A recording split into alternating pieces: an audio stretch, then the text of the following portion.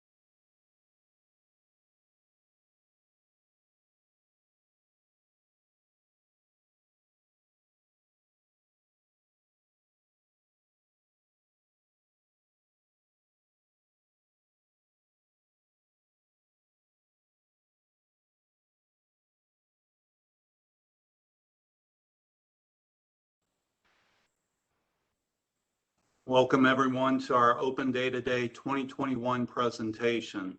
I'm Eric Romero. I'm the Director of Information Services for the City of Baton Rouge and the Parish of East Baton Rouge. So my department, IS, oversees all the data and technology efforts at the City of Baton Rouge. I'm Warren Crone. I'm the manager of the Geographic Information System for the parish. We're happy to be here with you today. First item of business is to talk about using the chat feature of WebEx. So if you need to ask a question, be sure that you've got the chat window open and you've set the drop-down menu to everyone. We think it defaults to a private message. So if you need to ask us something, make sure you set it to everyone. Then you just simply type your question in and hit enter. And we will attempt to either answer it over the air or just type back an answer. Right. Next is the slide just going over the agenda. Today is our second annual Open Data Day in Baton Rouge. Last year we held an event on a Saturday at the library. This year with all the other virtual events we've held, it's been pretty successful. So we figure why not do it this way, record it and make it available over our website. So if you see the map graphic at right, there's actually over 250 events for Open Data Day 2021 that are happening worldwide. And we have tonight's event planned as well as something for our southern region tomorrow from 9 to 11 that you may be interested in as well. So we're going to talk about the concept of open data, the city's digital initiatives, go over at high level our data and our applications, discuss our Citizen Data Academy that we launched last fall, and wrap up from there. So first, what is open data? Just to get the mind thinking about this a little bit. We started this several years back, our program, but anyway, the concept of open data is providing access to information to everyone. It wasn't that long ago when obtaining data from the city parish was really, to be honest, a challenge. And think about the little graphic I put up here. It was kind of like Dave asking how to open the pod bay doors, and he refused. But now with our city's open data program, it makes it very easy for folks to find data that they're looking for online, and enables them to interact with that data. Open data supports good, sound decision-making. We're trying to encourage innovation in our community by publishing all of this data, and it holds the government accountable for our operations and what we're doing. And of course, last but not least, it promotes transparency.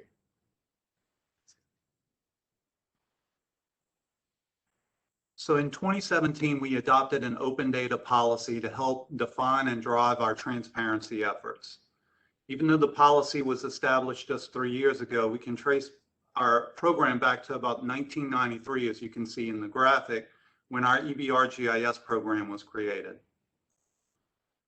Our open data program is important for several reasons. So transparency is extremely important to us at the city parish.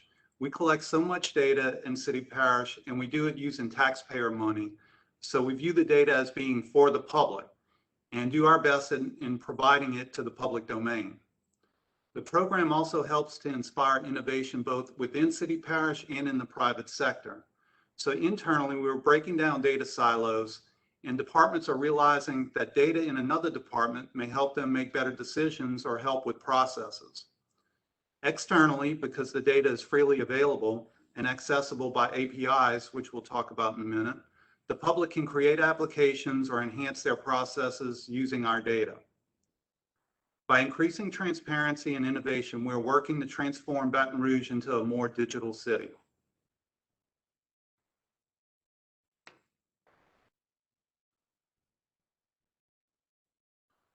So the policy was adopted in 2017. It defines an open by default mandate, which means that any data that we collect in city parish is a candidate for inclusion in our open data portal. It also established a data governance committee made up of every department within the city parish. We come together to collaborate on identifying and prioritizing the data that we have at city parish. And lastly, it established a detailed approval process. We don't rush out and simply upload data to the portal. Our process requires that owning department approves the data, then the parish attorney approves it, confirming that we are not including any privileged or protected data. And lastly, the administration approves the data. This may sound a bit lengthy, but it's extremely important to ensure that we're providing accurate data and that everyone is aware of what is being published.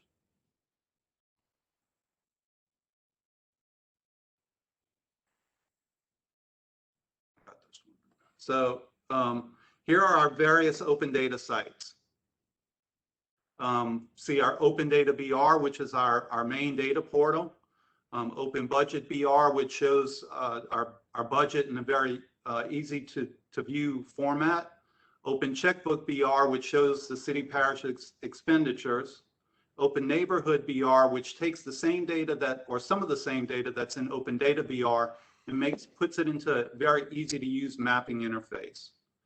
The EBR GIS portal is our mapping portal, has all sorts of maps, both like PDF versions, but then also online maps. And then the EBR GIS Open Data portal is the open data for our location-based services. So I want to touch on that a bit. So we have two open data portals, Open Data BR and then the EBR GIS Open Data site.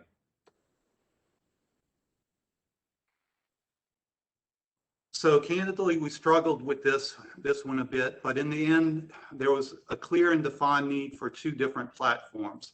So looking at the chart, Open Data BR, it contains tabular data that's managed by city parish departments. So just imagine a spreadsheet, if you will, with certain columns in it. You can filter that data, you can query the data, you can create custom views and visualizations, and some use cases are crime data, neighborhood data, permits, city parish spending. On the EBR GIS Open Data Portal, it's more location-based data. So any piece of data that we have that has a location, an address or a latitude or longitude, that's going to be managed by the GIS team and also in the EBR GIS Open Data Portal. So from that portal, you can visualize the data and perform spatial analysis and mapping applications, and some uses are property assessments in your neighborhood or traffic patterns. So Again, we understand it can be confusing that we have two different open data sites, but they truly have their own purpose, and having them separate ensures that the best platform for each type of data. So given that there are two platforms, we did our best to keep the overall structure similar between the two. We standardized on 6 categories: housing and development, government, public safety and health, transportation and infrastructure, business and financial, culture and recreation. And then in the EBR GIS portal, we added 2 additional categories: environment and other resources, just because on the GIS side, we had some data that didn't really fit on the open data side, and we needed that those 2 extra categories for there.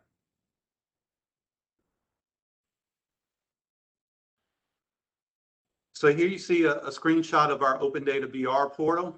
You can access it by going to data.brla.gov. We have some metrics there. It has 47 data sets, so basically 47 tables of data, all sorts of charts and views and maps. Key thing here is that there's 40.5 million rows of data the last time we calculated. That's a good fair amount of data in the portal.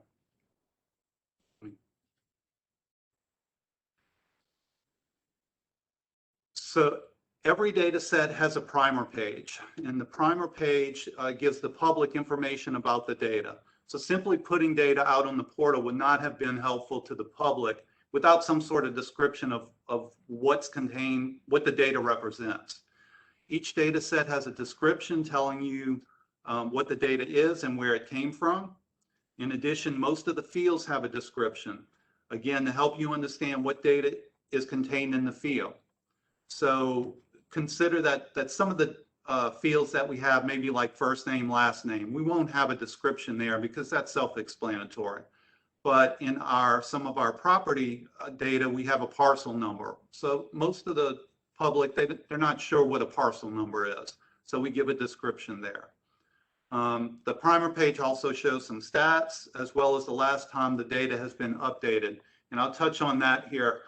Our data, for the most part, our data is updated nightly. Our GIS data is updated weekly, but that's because the QA/QC process that the GIS team goes through, they're doing a tremendous amount of work during the week. They do quality control on Friday, and then it gets published to the site over the weekend. So that's weekly. We do have some data sets that are updated a little bit more infrequently, annually. The tax roll, we update that when the assessor sends the data to the state, and he does that annually. We also update one of our employee salary data sets is updated annually, and we have to wait till the last payroll of the year is run before we update that. So, but in the majority of the data sets are updated daily. So here's an example of one of the data sets. It's the 311 data set. So realize that may be a little bit hard to see the actual content in it, but you can see it's basically laid out like a spreadsheet. Several columns of data, lots of rows of data. There's actually 477,000 rows in that data set when that screenshot was taken. So we understand that you're not going to scroll through all these rows looking at the data. So the platform allows you to filter on any of the columns. So maybe you want to see the 311 calls on a certain date. You can filter on the create date.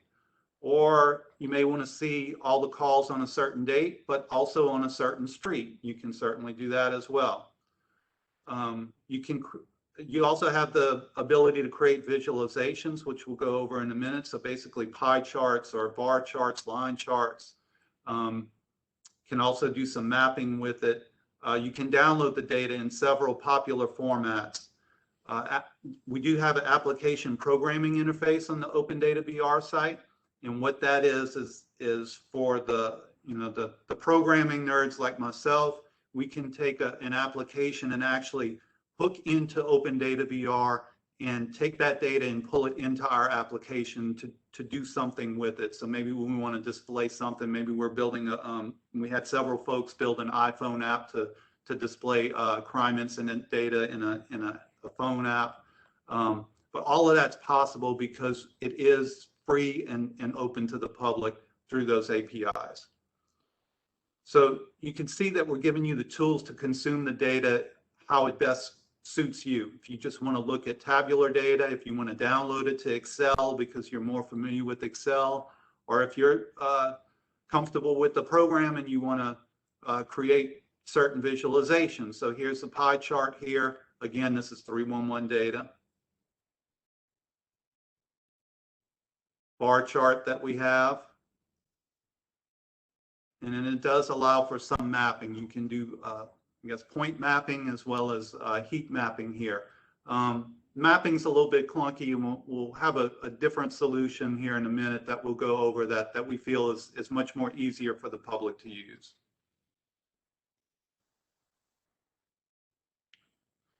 So the most recent offering that we had in our open data program is our Open Budget BR application. So that's at budget.brla.gov. If any of you are familiar with the budget book that we have, our finance department puts out the budget every year. It's about 2 inches thick, 500 plus pages, a wealth of information, extremely detailed, everything you want to know about the city parish budget. However, it's a bit much to process for just the average citizen when they only want to know how much we're spending on this certain department. So with Open Budget BR, we make it to where it's extremely easy to view that data, drill down that data to see it from just an everyday citizen point of view of what's going on with the city parish budget. You can see the revenues we are expecting to come in. You can see the expected operating costs, so those costs that are going out. The data exists. The data that powers Open Budget BR also exists in Open Data BR in case you want to take a more detailed look at the data. Again, if you want to download the entire city parish budget data into Excel and view it in that program, or Power BI or some other application, you can certainly do that. So here's another slide that shows Open Budget BR. So you can see that that we have these grouped by department. You can group by fund, department, the type of expense, category. We have the budgets from 2018 through current, so 2021. So as we looking at the departments here, we see that environmental services has the largest chunk of the budget. They have, what is that? Too small on even my screen. Millions. Yeah, I think $100 million budget, over $100 million budget. The police department has around a $90 million budget, and so on. You'll notice that there is a smaller dark blue line within the light blue line. That dark blue line is the current expenses that has been expended this year. So out of the $90 million police department budget, just looking at this eyeballing, about $10 million has already been spent. So that leads us to our next portal, which is our Open Checkbook BR portal. So as I mentioned earlier, checkbook, which you can find at checkbook.brla.gov, has all the city parish expenditures in it. And that's what's feeding Open Budget for that smaller blue line, so you can see what the budget is supposed to be and what we're actually spending in it. So you can see a spending summary by department, division, expense category. This time you can also group by vendor. So if you want to see which vendor does the city parish spend the most money with, you can look at that. Besides looking at a graphical view like we saw with budget, you can also look at a ledger view. So if you balance your checkbook, this is very similar to that. Each line item is a separate payment that's made by city parish. So as we're looking here, we see the fire department purchased some oil filters and brake pads from CarQuest. So very detailed information. And again, this data is also available on Open Data BR. So if you want to download it and consume it in some other platform, we have it available there for you as well. In addition to the budget data and the expenditure data, we also, on Open Data BR, we have our purchase orders and contracts that City Parish has issued. So this really gives the public a complete view of procurement in City Parish. The budget data in Open Budget BR shows you what we are expected to spend over the course of a year. The PO and contract data in Open Data BR shows you the actual purchases made during the year. And then Open Checkbook BR and its data shows you what's actually spent on those POs and contracts. So basically what we're spending on goods and services throughout the year. So I'll just remind everybody that to submit any questions in the chat, and we'll take those as they come up, or we may hold them till the end. I don't see any right now, so Warren's gonna pick up. All right, thanks, Eric. The next item to go over is what we call Open Neighborhood BR, and it is another component of the Open Data BR platform using the same technology. The interface is basically a map with left and a right side panel, and the left side panel is the data that you can interact with. And what you see in the map window are several types of data sets that are within the Open Data BR portal. These include the Baton Rouge Fire Department's incidents that they've responded to, the Baton Rouge Police Department's crime incidents, as well as the Baton Rouge Police Department's traffic incidents. And then also we have the 311 citizen service requests across many parts of the parish, and building permits that are all within the city parish's jurisdiction. Many of these data sets go back several years. I will say that if you've used this platform recently, and the same for the Open Data BR platform, you'll notice in that the crime incident data hasn't updated since the end of 2020. I promise that Eric and I have been working on this, and we're going to have it spun up pretty soon, very soon. We've had to say that for a couple months now, and believe me, we are stressing about it. We want to get it out there as soon as possible, but just to make sure everybody knows there's nothing going on. It's just that they switched to a new system, and it's taken a bit longer than we had hoped to get access to the new data.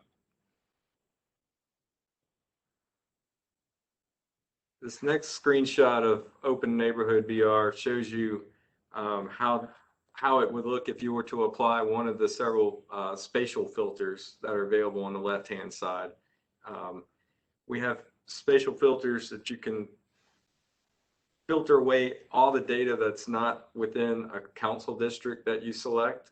And these filters work, you can select one, in this case, council district, or you can select many.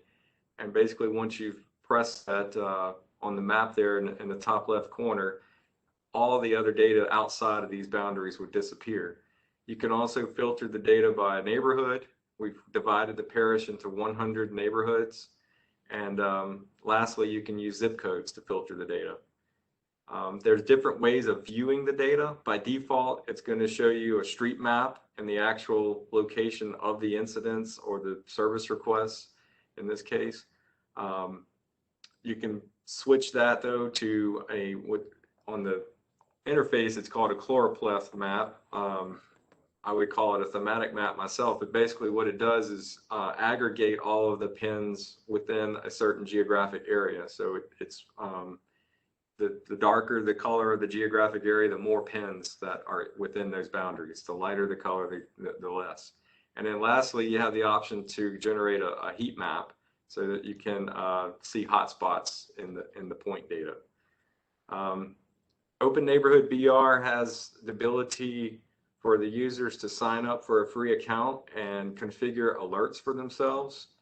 You can basically drill down to your location and set a buffer, like a 1 mile radius or a 2 mile radius from your location, and select the type of notifications that you'd want to receive. So for example, if you're interested in knowing if there are any building permits issued within 1 mile of your house, you could set yourself up an alert, and anytime that a permit was issued within that buffer area that you pre-configured, you would get an email notification sent to you. That holds true for any of the other data sets that are present in Open Neighborhood BR. And lastly, the interface allows for downloading the data. Again, this is the exact same data that you would find in Open Data BR, but the Open Neighborhood BR features the spatial filter. So you'd have the ability to hone in a certain council district or neighborhood, and then download the data, the filtered data set for that specific geographic area.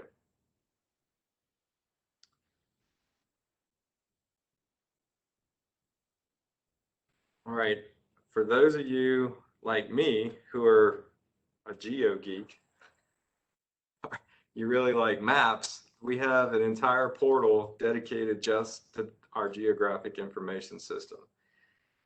Eric mentioned earlier, we've been at GIS for well over 25 years now, so we have a wealth of maps and data. And our portal here shown that this is the URL that you'd use to get to it. Public facing maps, we have almost 50 of them available for you to interact with. We've got 75 maps in PDF format that you can download, and we usually update all of those on a quarterly basis. We've got a few dashboards that feature, information about, for example, 311 request, or more recently, information about COVID-19 cases and test results and vaccination data within East Baton Rouge Parish. And then we have a collection of story maps, which join up location data on a map and imagery, like pictures of a site, and a little bit of a narrative to go along with it. So there's several story maps that tell different stories about Baton Rouge and our parish. On the home page that you see the screenshot of here, we have a gallery that features 20 of our most popular and most used maps and apps. However, if you don't see what you're looking for there, you can search for any of the content by either just typing in a keyword or a tag. You can use one of the 8 data categories that Eric spoke about earlier, or you can just search based on the type of content, whether it be a PDF map or a web map or such. Some of the maps or applications that might interest you are the planning and land development web app with all of the 180,000 plus parcels in our parish, the addresses for those parcels, the land use, the zoning, the overlay districts and such. There's another app called My Government Services. If you're trying to figure out, maybe you're new to the area and you're trying to figure out which school district your kids would go to or which day your trash gets picked up, we have an app called My Government Services that tells you all of that information. I mentioned a minute ago the COVID-19 dashboard. It has been heavily used in the past year. We basically take data from the state Department of Health and we filter it down to just East Baton Rouge Parish. And many of the metrics presented in the dashboard update by themselves every day. Some of them update on Thursdays because the state provides that data on Wednesday evening. So for example, this morning, the first thing I did when I came to work was go get that data from the state's website and configure it to work in our dashboard.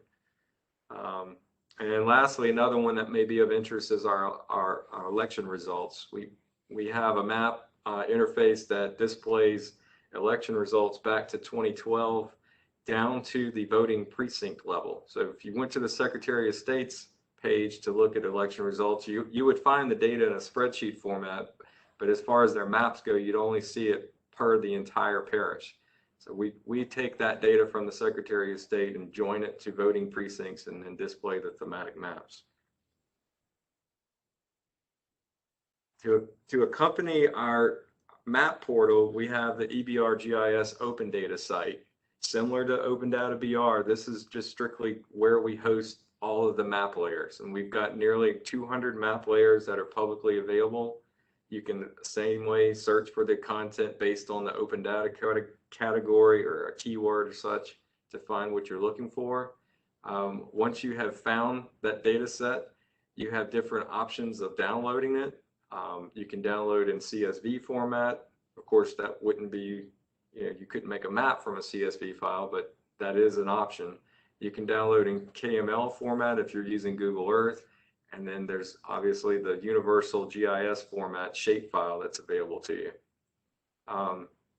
The interface allows the user to filter down the data to what their area of interest is. So if you just were interested in the streets for a certain neighborhood, you wouldn't need to necessarily download all 27,000 street segments. You could filter it for your neighborhood or your zip code or something, and then just download that filtered data set for a couple thousand records.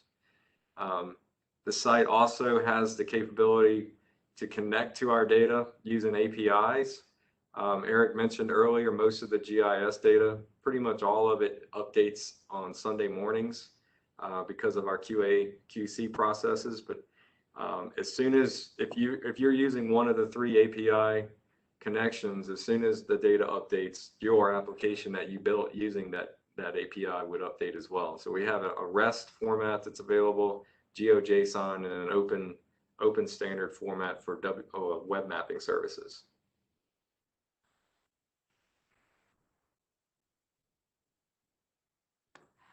Another slide related to the GIS data, because a lot of times folks are just looking for a quick answer to a question related to, what council district is my property in, or what jurisdiction, am I in the city limits of Baton Rouge, or am I in the unincorporated area? So what we did was work with our programmers to build a whole bunch of lookup tools, where it's basically you're entering an address and hitting return to get the results based on what tool you're using. All these tools are run off of the GIS data. So when we update the data, the tools obviously update too. Some of the more common ones that folks use are the jurisdiction and the property lookup. But we also have lookup tools for censuses going back to 1890. If you wanted to see what the population counts were in East Baton Rouge Parish in 1890, we have a tool for that. And we have census data all the way up to 2010. As soon as the Census Bureau releases the 2020 data, we'll make an update to this tool, and you'll have that as well. We have listings of road closures that are current and upcoming. And by far, most commonly used lookup tool is the property lookup, which features more than one way to search for that location.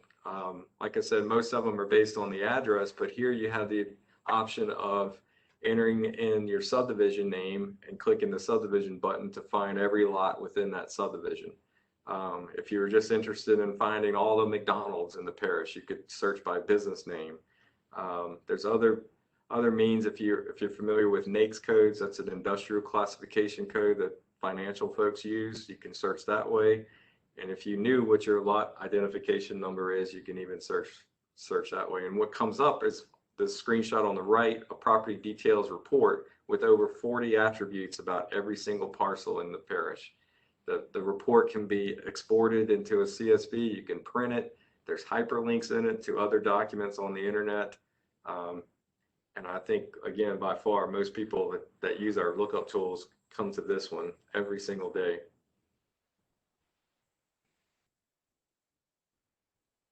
So before you get to that one, Warren, we have a question.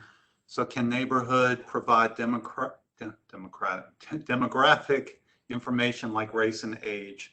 So I'm assuming he's referring to Open Neighborhood BR, which it cannot, but the GIS portal has many different maps that are based on census data, demographics. We have interactive maps as well as PDF maps. And then I mentioned a moment ago about the Census Lookup Tool. The 2000 and the 2010 Census map layers have all of the demographic information. Prior to 2000, we only have population counts. Hope that answers your question. Right. So, and as a reminder, any questions, just send them in through the chat. Make sure that the to drop down is set to everyone so that we can see it.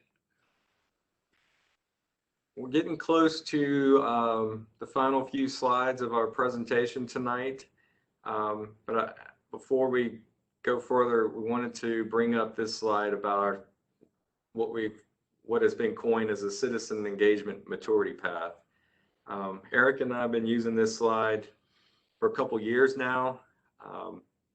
And what it's displaying from left to right is the maturity path of engagement between the local government, your city parish, and you, the citizens of our community. Eric and I are not trying to take credit for developing this graphic here. Someone else did that and we're borrowing it, but we use it to help us gauge where we believe the city parish is in regards to collaborating with the community that it serves. And the path on the left starts with one-way communication, typically driven by a website. We feel like we were there probably back in the 90s when we first launched brgov.com. And the maturity path ends on the right where data and applications are organized around the communities and the city parishes initiatives. And folks in the community are focused on working with the city parish on solving problems based on those initiatives. Our hope is that we're going to sustain the collaboration. We feel like we are somewhere in the middle of this maturity path right now, where we have apps and data and analysis focused around our initiatives, and we know that the community is more focused now on interacting, but we still have a ways to go yet. And we feel like having these sort of presentations and going out in the community and talking about our data and so forth, how we can partner with you, the citizens, and developing more data, finding problems with the data and addressing those, fixing them, and all in the hope to just improve the services that we offer and the quality of your life in our parish. So, as Warren mentioned, we're striving for more two-way collaboration. And to make that happen, the public needs to know about the data and the tools we have, but not just only know about it, how to use it to its fullest capabilities. So last year we held our inaugural Citizen Data Academy. This was a three-part training, course that took you through an overview of the open data platforms all the way through how to use the advanced features of the platforms. These sessions were recorded and they can be found at brla.gov/data academy. We suggest that you could probably skip the intermediate session skip to the intermediate session, because the beginner session covers a lot of the things that we talked about here tonight. This year, we will continue with the Academy by offering sessions on Open Budget BR and Open Checkbook BR, also creating some short how-to videos for some of the more popular features of the platforms.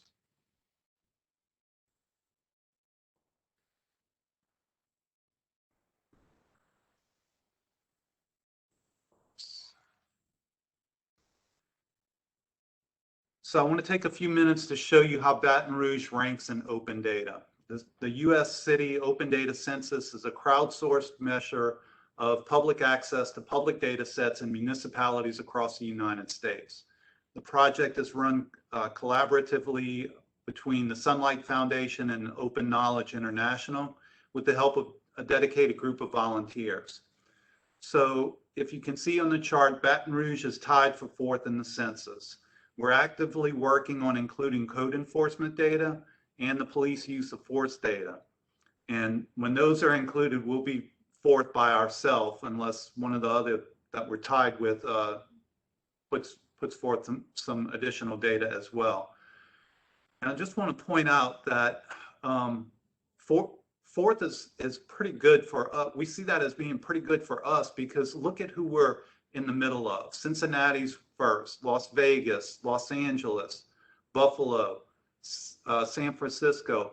All these municipalities have a lot more resources than we do in our open data program. And so we're really proud that we're able to do as much as what we have done with the limited resources, because we understand that resources are needed in other areas as well, but we're still able to compete with the big boys here. So also the Center for Digital Government conducts a survey of municipalities across the country and highlights those that are progressing in the digital space. They do this annually, and in 2020 they named Baton Rouge the third most digital city compared to other cities in our population class. So we've finished in the top 10 for the past, I think, 6 or 7 years. Third is our highest ranking, and that was done with all the challenges that were brought on by the COVID-19 pandemic.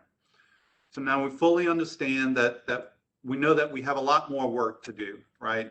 We're third, but we're not where we want to be. But seeing where we rank in the open data census and the digital city surveys show that we're moving in the right direction. All of our transparency initiatives can be found on brla.gov/transparency. You can always contact us at opendata@brla.gov. That goes to both Warren and myself. Or you can give us a call at the office at the number on the screen there. We're always willing to participate in presentations at homeowners association, church groups, really anywhere where we can get the word out about the data and technology that City Parish has made available.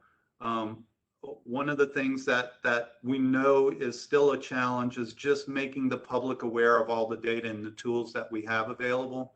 When we go out, or prior to COVID, when we would go out to these groups, we'd always ask, and do you know about open data, or do you know about GIS? And very few people would raise their hands. So that's something that we struggle with, but we continue to push on. These virtual sessions, we've embraced that because we feel that it allows us to reach a larger audience. As soon as we can, the library, Mary Stein and her folks at the library are great to work with.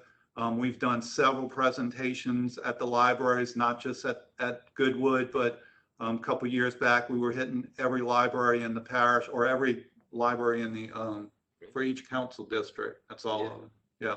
So we do our best, and we will present to as few or as many people as we can get in front of, because it's extremely important that the public is aware of this, so that they can start using the data.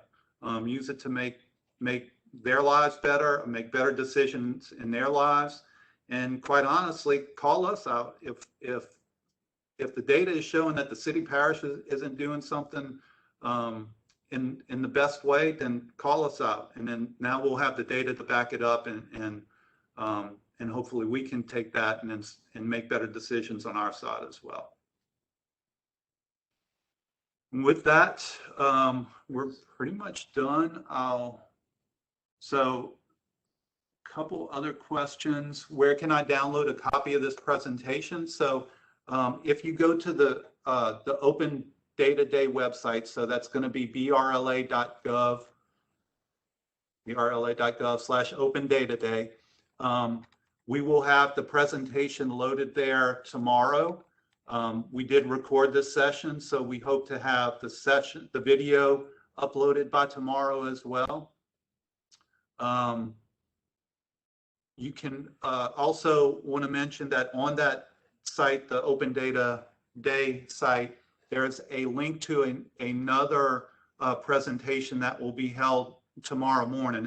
And we realize that this one is, 9 o'clock in the morning is a little bit difficult, especially on a weekday, for the public to join in. But this one is a collaborative approach that was very organic in starting. I reached out to a counterpart in Little Rock, Arkansas, when we first started talking about what we were going to do for Open Data Day. Like, hey, what are y'all doing? Are y'all doing anything? No, COVID's got us down. We can't really do much, whatever. Said, look, we had a lot of success virtually. What about if we do a regional approach? She reached out to somebody who reached out to somebody. And long story short is that we have five southern cities are coming together for Open Data Day Southern Cities. And those cities are Baton Rouge, New Orleans, Little Rock, Memphis, and Chattanooga.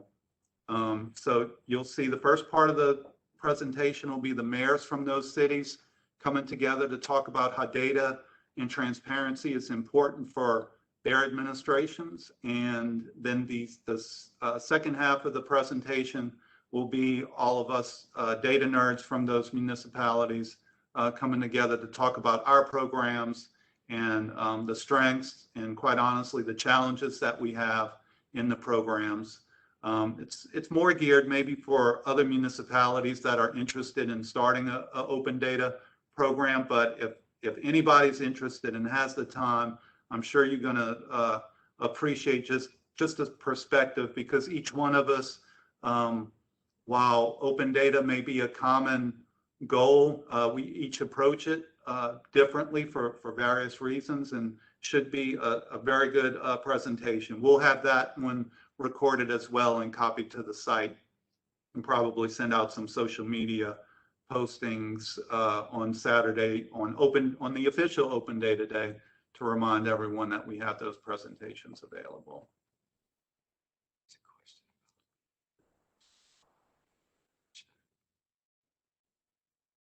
This is great information for the public to understand how to get all this important data and to have transparency. Please answer questions about use of force. So that's something that I don't have a timeline on that one yet. Chief he's approved it. He instructed the IA folks to work with me to get that data. I think they have the data. It's what they have what I've seen currently is annual type data. And what would make more sense uploaded, which is fine, and we're working to put those reports on the police department website, again, for transparency purposes, but I'm looking more at the underlying data so that we can load it up into Open Data BR and then maybe do some additional analysis on that. So that is something that don't have an ETA for it. Unfortunately, we don't have a dedicated team for open data. Warren's team he has the GIS staff, and they are focused on keeping the millions and millions of location records updated. So it's really Warren and I, for the most part, that are doing the administrative loading the data into the systems. Again, all the departments come together with that data governance committee. So it's not just us pushing it. It's all these departments. It's just we have other tasks that we have to do, and it's just trying to find the time to sit down with the different departments and get those different data sets uploaded. And use of force is one of them.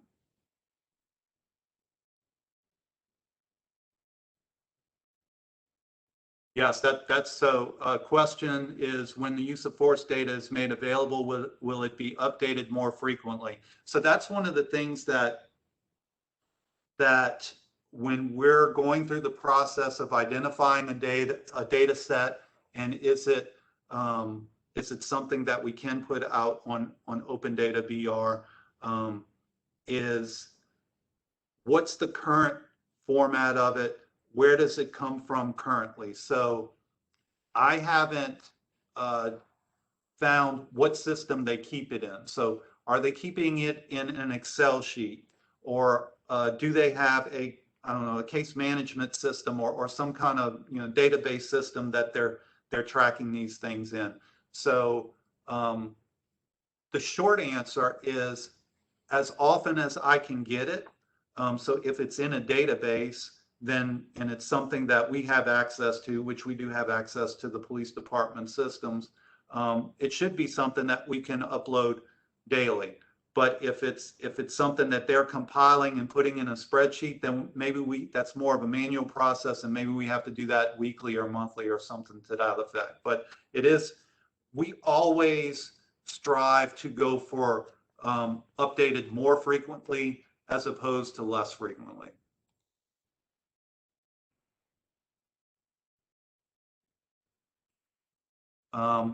Will demographic information be included on use of force data, including zip codes? So I haven't seen the data yet.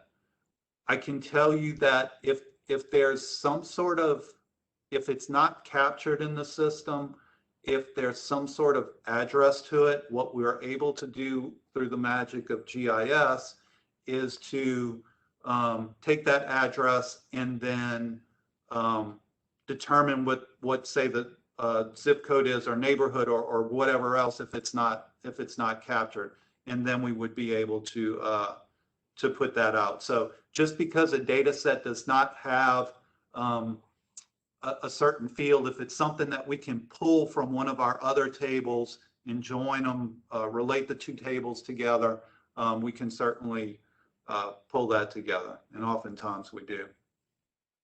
And what kind of health data would you have? So health data is a little bit tricky because, again, I mentioned protected data, and so I'll talk about two pieces that I know are protected.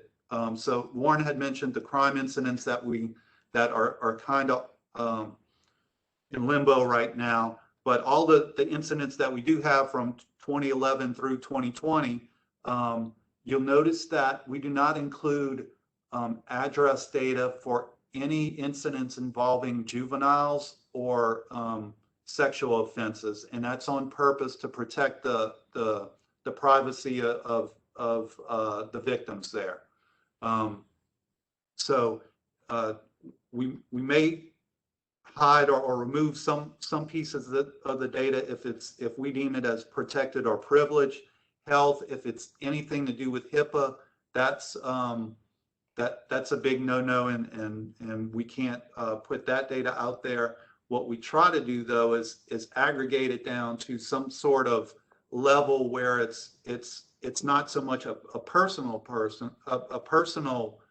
piece of data, but it's more of a group of data, zip code or right, some census tract, or some geographic area where the actual location, it would make it anonymous. Yes. Another question about what kind of health data, that really only thing we have published for health data would be the COVID-19 cases. If you were to go to our dashboard, we have, you can see now that the state provides the census block group that the census tract that the positive case was within, and we actually can show trends now based on this week versus the previous week. Was there an influx, or was there actually a reduction in number of positive cases in that census tract? But that's about the only other, obviously we have all the facilities, the health facilities, hospitals, clinics, and such, but about people's health, that's really the only data we have published at this time. And we don't have a health unit right here in the parish, and I'm not sure if that's a Louisiana thing or just here thing. Some places have, some municipalities, yeah, so, we don't. So we just don't have access to that type of data. And then again, a lot of it's protected. We do have other data set from Louisiana Department of Health where they go and inspect the retail food locations. So around the 15th of every month, we receive a file from LDH of every inspection that they conducted in all of the places that serve and sell food. So that data set is in Open Data BR. We don't have, there's a question about data for asthma cases, diabetes, et cetera. That kind of information is usually aggregated at a census tract level, and you would get it directly from the Center for Disease Control. If you're using GIS, those map layers are publicly available to you to add to your map that you're working on. Have another one, lifespan mapping. I would think that that's probably in the same. The CDC has a wealth of health data, but just remember that it's aggregated to census tracts. So what can we do to help get you more resources to expand what you're doing, like creating a separate department? So that's something that we're trying to, because we're very cognizant of the budget challenges that we have. So of course, frontline public safety, maybe they need pay raises. There's other raises. There's a wealth of transportation, issues. I know that we have the Move EBR program that's helping address a lot of that, but there's a lot of needs, right? So what we've been trying to do is manage it in-house. What we are looking to do this year is kind of rebrand the GIS division and make it a data and GIS division. So under Warren's leadership, we may have a couple positions that are doing the data analysis on just the raw data, not spatial analysis, but then also helping with pushing the applications forward. So that's what our plans are. As far as what y'all can do, I mean, you can spread the good word. The more people that use the technology, the data, and I can promise you, when people see it, they're amazed at what we have, and a lot of them use it. And when it's not there, like the crime incidents, they let you know about it. Believe me, we get the emails and the calls and all this stuff. So it's definitely being used. But I'm trying to handle it, be respectful of the entire city parish budget, and trying to solve that issue internally here. I would ask anyone that knows somebody that's interested in data and geographic information systems to tell that person to apply for a position that we have opened here. It should be advertised next week. So we're trying to fill a position that person would literally be working with all this data every day. So there's a question: is there a possibility for vendor contracts? Could you use students? Yes to both. So actually, we've contracted out some of our database administrator work. Back in the day, prior to me becoming director, I was actually the database administrator here, so that kind of makes sense why I'm so passionate about open data. But we've, as I moved up, we kind of struggled to find somebody to fit that role, short term or long term. So it just made more sense to kind of outsource that. So we have a couple groups that are helping both on our Oracle side and our Microsoft SQL side. Students, we love students.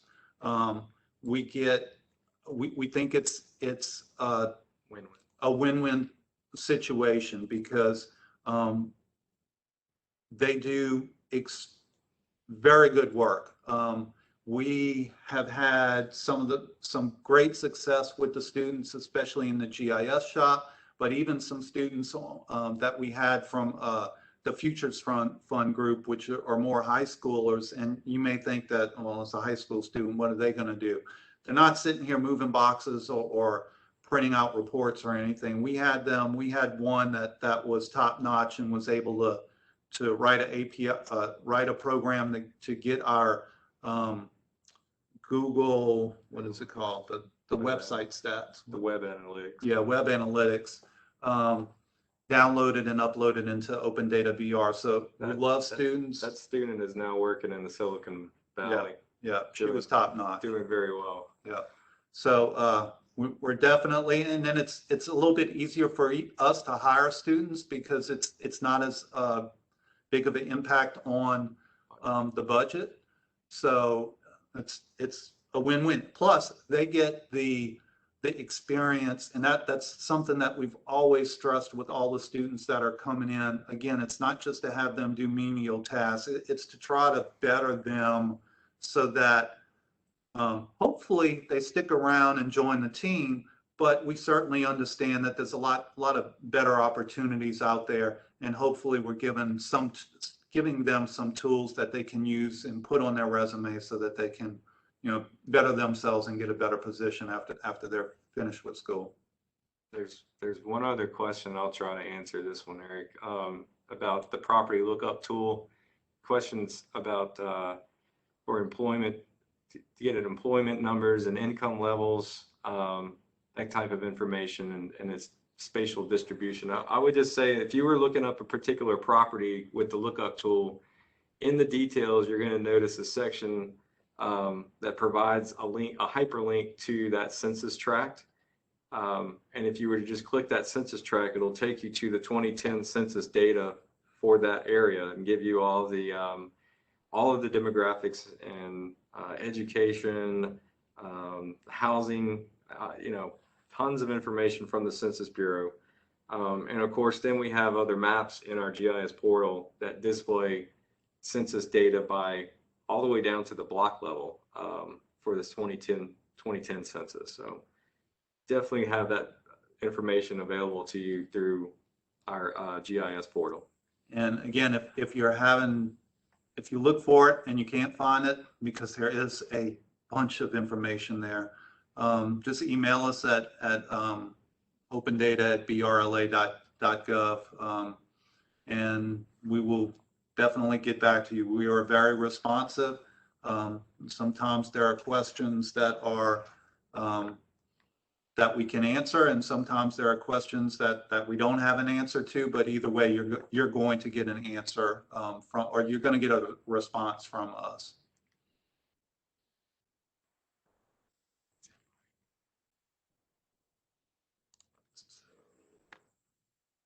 If there are no other questions, just thank everybody for joining. Again, check the site tomorrow, brla.gov/opendataday. We should have the video and the presentation loaded. If you know of somebody that may find the presentation useful, please direct them there. brla.gov/data academy. If you want to take it to the next level and learn a little bit more about all the different, or the open data and the GIS platforms, and stay tuned. On the transparency page on our website, you can actually subscribe to our transparency and technology news flash and get emailed anytime that we have a transparency or technology type news flash that goes out. So that's whenever we're announcing a new data set. So when the crime incidents finally get updated, we will be pushing it out through that means. If anybody are on this call or on this presentation that has reached out to us about the crime incidents, I have your email. I will be emailing you back when it's available. We've been tracking that. So that's all we have. Check the up, and one of my buddies said be sure to follow us on Facebook and Twitter. So we do a lot of, I also mentioned Nextdoor too. So we do a lot of engagement, even on the technology side, through Facebook, Twitter, and Nextdoor. My shop's also responsible for cybersecurity, which I'm also very passionate about because that keeps me up at night. And we try to put a lot of put some cybersecurity messages out to Nextdoor just to help the public protect themselves if they aren't aware of some of the common threats. So Facebook.com/City of Baton Rouge, and twitter.com, the city of BR. And then next door, you'll just see us posting from the city parish accounts.